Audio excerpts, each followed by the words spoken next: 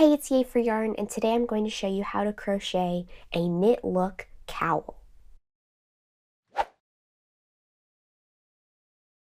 So this project is designed to match my knit look crochet hat. It's going to be made out of the same stitch, and it uses the same yarn weight. So if you want to, you can make the hat and the matching cowl in the same yarn so that you have a matching set. So the first thing that you're going to need to make this project is the free written pattern. You will find that at the link in the description box down below. And there is also a printable large print ad-free version of the pattern in a PDF that is available for purchase in my Ravelry store. So here is what you'll need for this project. I have some number 5 bulky weight yarn, and you can make the cowl longer or shorter depending on how much yarn you have. If you have more yarn, then you can make it longer if you want to. I have a US size L or 8mm crochet hook, and the reason for this is because this is actually a size that's a little bit larger than what's recommended for this weight of yarn, but we want it to be a little bit looser than normal because this stitch kind of has a tendency to want to stand up a little more, like that. So if this, if your ribbing columns are going up and down, which they will be, then it'll have a hard time folding or bending and draping nicely if we do it at the regular gauge that this yarn would normally be worked up at. So with my size L hook, the yarn that I'm using is Big Twist Chunky. This is from Joann, and my colorway is called Chunky Dove, or like a dove gray. You'll also need some scissors, tapestry needle or yarn needle, and a measuring tape to measure your gauge and the finished size of your cowl. So we're going to start this project with a row of foundation half double crochet. So this means that instead of a foundation chain, we're going to work a row of foundation half double crochet. So foundation half double crochet is the equivalent of working a foundation chain and your first row of half double crochet at the same time. And the reason we're doing this is because foundation half double crochet has a lot more stretch to it, and it doesn't inhibit the stretch of that edge like a regular foundation chain would, because a foundation chain has a little bit of give, a little bit of stretch, but not enough. So we're going to be using the foundation half double crochet to get us started instead of a foundation chain. So I'm going to go ahead and start with my slip knot and make a chain 2, like so. And then for the first foundation half double crochet, we're going to yarn over. I'm going to skip that first chain that's next to the hook and insert my hook into the second one. I'm going to yarn over and pull up a loop. So I now have 3 loops on my hook, and this would normally be enough for a regular half double crochet. But instead of yarning over and then pulling through all 3 loops on the hook to make a regular half double crochet, we're going to yarn over and pull through 1 loop. That makes the equivalent of the foundation chain stitch that goes under this half double crochet. Then we're going to yarn over and pull through all 3 loops. So by yarning over and pulling through that 1 loop first, we make this little foundation chain shape underneath our regular half double crochet. So now that we've finished our first foundation half double crochet, I'm going to take the tail yarn and pull on it to make that chain stitch kind of shrink up into nothing and get it out of the way so that it's not too loose. And now I'm supposed to work 35 more foundation half double crochet. So to continue working foundation half double crochet, we're going to yarn over, and then we're going to turn the bottom edge of the work up like this. So here's the top edge of my work. I'm going to kind of turn it upside down, and as you can see, there's 2 strands that run across this edge. It kind of looks like the top of a regular stitch. So I've yarned over, and I'm going to insert my hook under those 2 strands, like so, yarn over and pull up a loop, and then we're going to yarn over and pull through one loop. That makes the equivalent of the chain. And then we'll yarn over and pull through all 3 loops on the hook. So again, we're going to yarn over, we're going to turn the work upside down to see the bottom edge, and we're going to insert the hook into those bottom 2 strands on the bottom edge that looks like the top of a regular stitch. We're going to yarn over and pull up a loop, yarn over and pull through 1 loop, and then yarn over and pull through all 3 loops on the hook. So at this point we have 3 foundation half double crochet total. So here's the first one that we did, and I've done 2 more. So I'm supposed to do 35 more after that first one. So I'm going to continue working the foundation half double crochet until I have worked 35 more after the first one for a total of 36 foundation half double crochet, not including this little chain space at the beginning.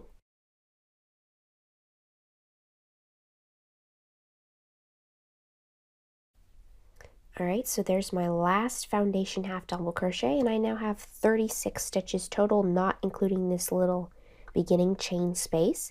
So now we're just going to stretch it, and giving it that little stretch just helps to line up the stitches and even out our foundation half double crochet. So if we turn this vertically, this is going to be how high or how tall our cowl is.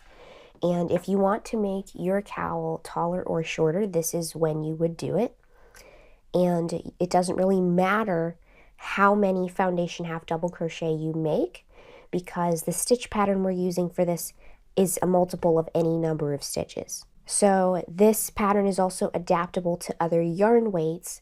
If you don't want to use bulky yarn, you can use any other weight of yarn as long as your hook is a little bit bigger than what is normally recommended on the label of the yarn you're using.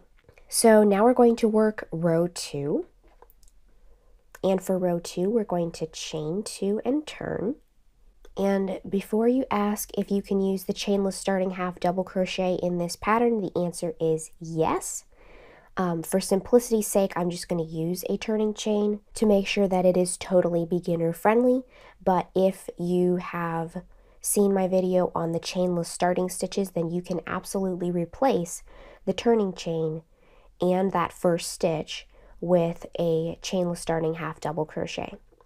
So because in this pattern we're going to chain 2 and turn and then work the first stitch into the same stitch the chain is coming from, then if you wanted to replace the chain with the chainless starting half double crochet, then you would just eliminate the chain 2 and just work the chainless starting half double crochet in the same stitch that your yarn is coming from.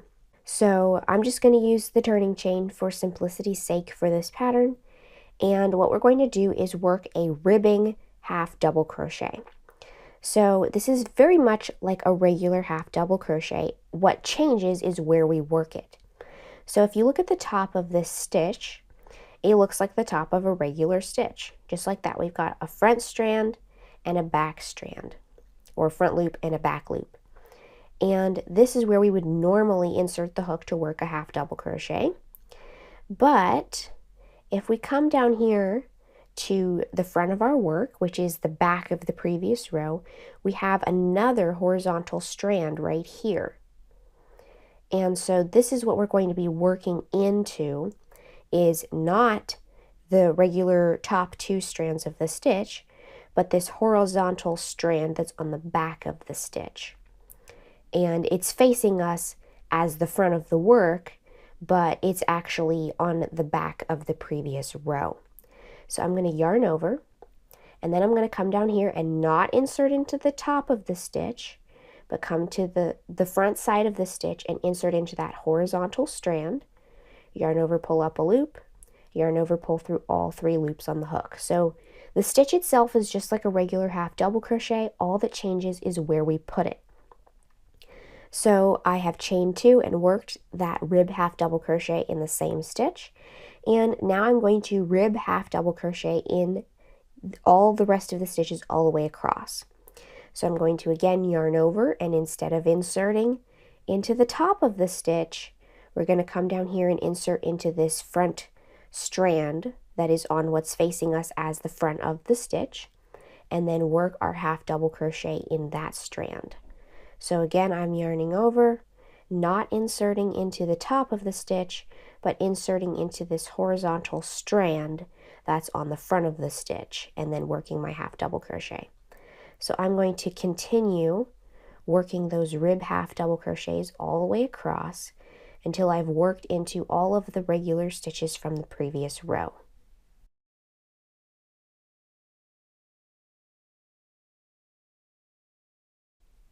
Alright, so I've got one more stitch left. This was the first stitch of the previous row, and we're not going to work into this little chain space from the previous row. We're not counting that as a stitch in this pattern. So that is the end of my row 2, and you should have 36 stitches, not including this little chain space at the beginning of the row. So now we're going to continue repeating row 2 until the scarf is the length we want it to be, or the cowl. And so I'm going to continue working row 2 by chaining 2 and turning, working that ribbing half double crochet into the same stitch and in each stitch across. And we're just going to continue repeating row 2 until the cowl is the length that we want it to be.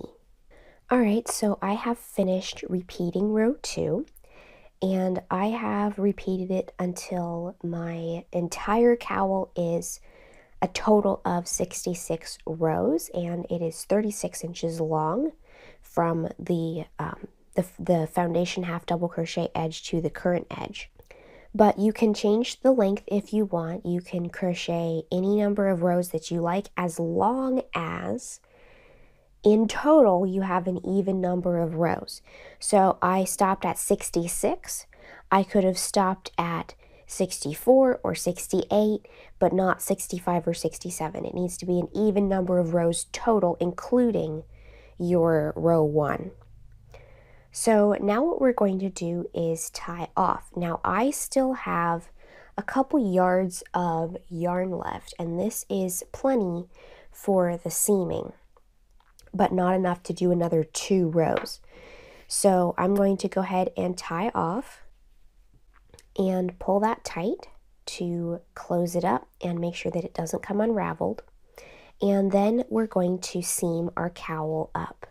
So I'm going to thread the end of this through my yarn needle, and you kind of need one with a little bit larger eye. I prefer a bent tip, but my bent tip ones don't have a big enough eye for this yarn to do a good job getting it through there easily. So what we're going to do is we're going to do a little bit different kind of seam here, because what we want is we want to make the seam look invisible. We want it to kind of match the rest of the fabric. So I'm going to go ahead and turn this over so that if you see right here on both of these edges, here's the ribbing column, or the ridge of the top of a row of stitches, and then we have one more row after that. And over here is the top of a ribbing column, and then there's another row, right here. So what we're going to do is turn it over so that on both sides, the first ribbing column in from the edge is in 2 rows.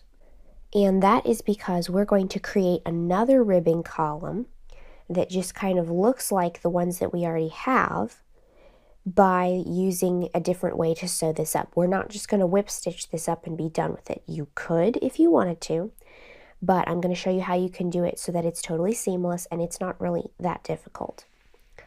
So what we have here is this edge is my row 66, or the last row that I worked, and this edge is the foundation half double crochet edge. So my yarn is coming from the tie-off point on row 66. So I'm going to take my needle and I'm going to insert it into the base of that first foundation half double crochet right there, and take a stitch. And because this is the very first stitch, I am also going to take a regular stitch, kind of like a whip stitch, through that very first stitch only. And then what we're going to do is we're going to come up here and pick up the next foundation half double crochet stitch. And the nice thing about the foundation half double crochet is that because it looks like a regular stitch from the bottom, you can see right here it looks like the top of a row of stitches. It's easy to figure out where you need to insert your needle. So I'm going to stitch through basically the first stitch on the top row and the next foundation half double crochet. And now we're going to begin our kind of, different way of seaming this.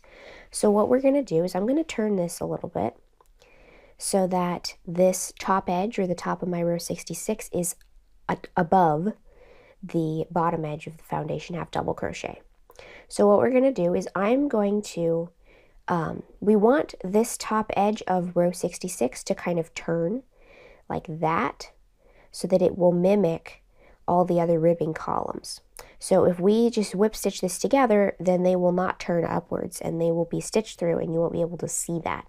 So we want it to kind of turn up so that it looks like the rest of the crochet.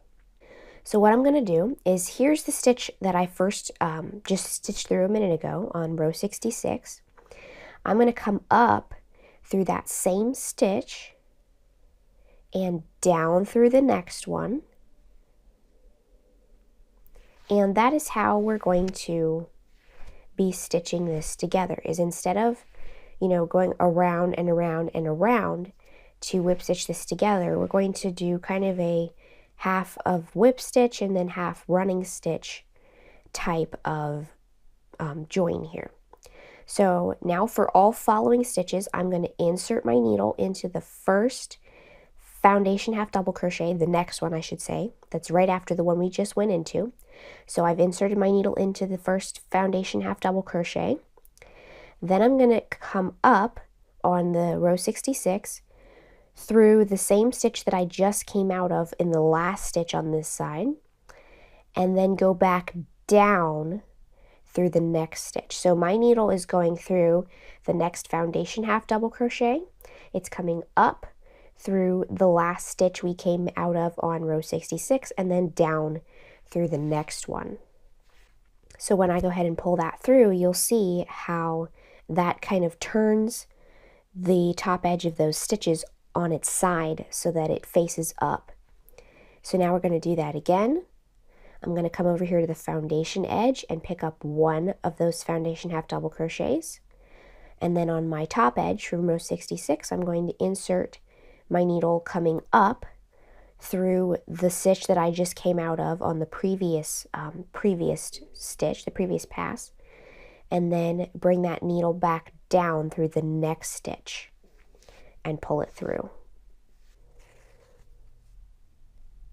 So you can see how this is going to look pretty much identical to the rest of the work.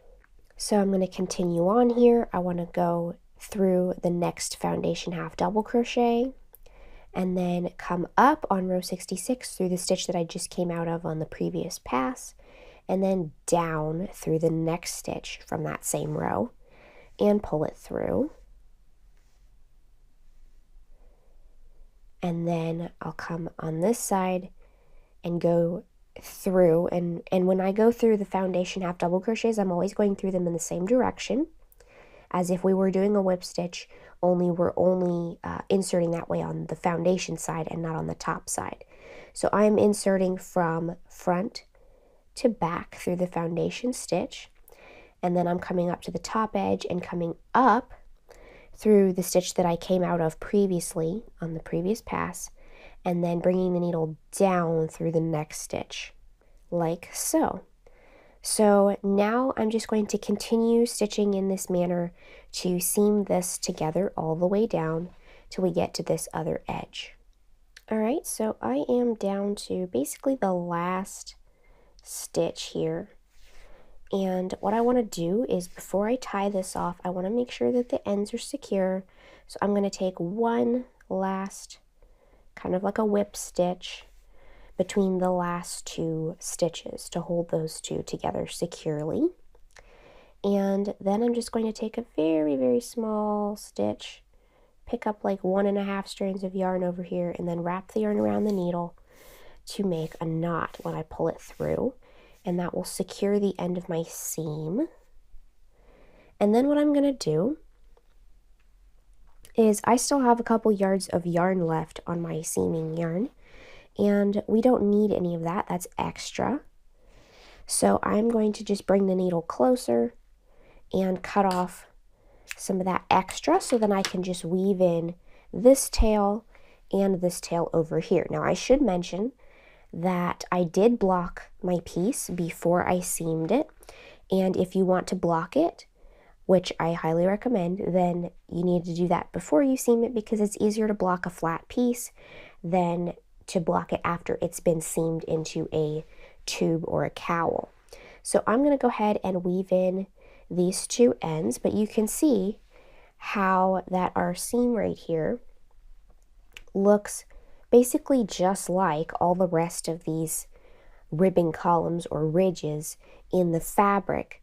And so it just disguises the fact that there was ever a seam there, which helps make it look more like knitting, because if this was knitting, then it would be knit in the round like this to make those stitch columns go up, and there would be no seam. So that helps it kind of, blend together and be more disguised as if it were knitting. And on the back, the seam is slightly visible, but it is so close to being invisible that you wouldn't really notice it if you had it turned the other way. So this still is essentially reversible, because what is left that's visible of the seam on the other side is so unnoticeable that you wouldn't really even see it anyway. So it's reversible, and it looks basically the same on both sides. So I'm going to go ahead and weave in these two little tails, and then my cowl will be finished. So I hope you've enjoyed this video. If you liked it, please give it a thumbs up. Let me know if you have ever tried to make something that looked like knitting out of crochet in the comments below. And don't forget to subscribe, making sure you click the little bell next to the subscribe button to be notified of new videos. Thanks for watching.